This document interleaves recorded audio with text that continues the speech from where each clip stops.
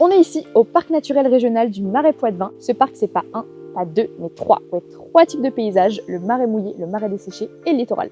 Actuellement, on est au Mazo et on va à la rencontre de Jérémy qui va nous en parler un peu.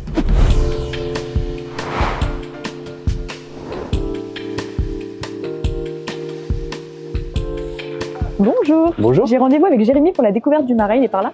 Oui, vous pouvez descendre tout en bas du port, le rejoindre. Ok, super, merci beaucoup. Je vous en prie. Bonjour Jérémy. Salut Léa.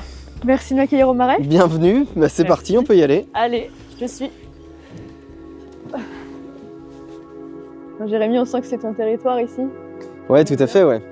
Moi je suis né ici, donc c'est vrai que j'y ai un attachement tout particulier.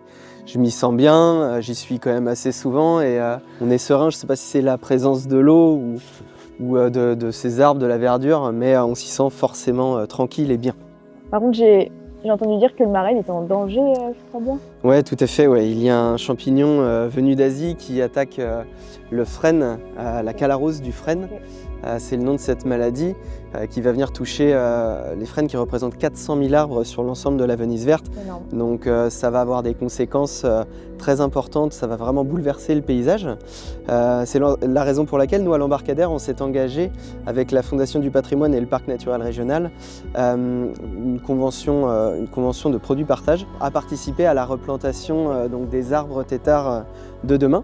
Toute personne venant louer une barque dans le marais à l'Embarcadère du Mazo il paie et il y a une partie de cette somme qui est reversée pour la replantation.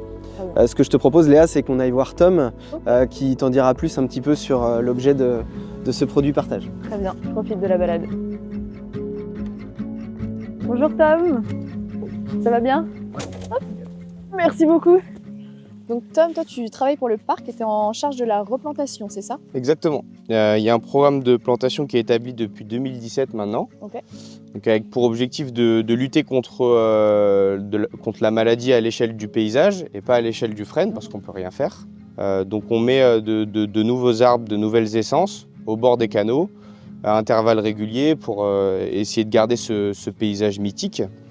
Et bien voilà, par exemple, on a ici un chêne qui a été planté l'année dernière. Donc on l'a bien protégé avec deux anciennes poches ostréicoles en recyclage. Okay, génial. Contre les vaches. Et sans ça, elles mangeraient les bourgeons de l'arbre, donc c'est compliqué.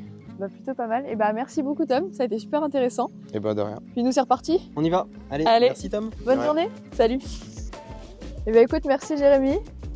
Merci à toi. Du Marais Poitevin, je connaissais pas du tout. Génial. Merci beaucoup de ta visite.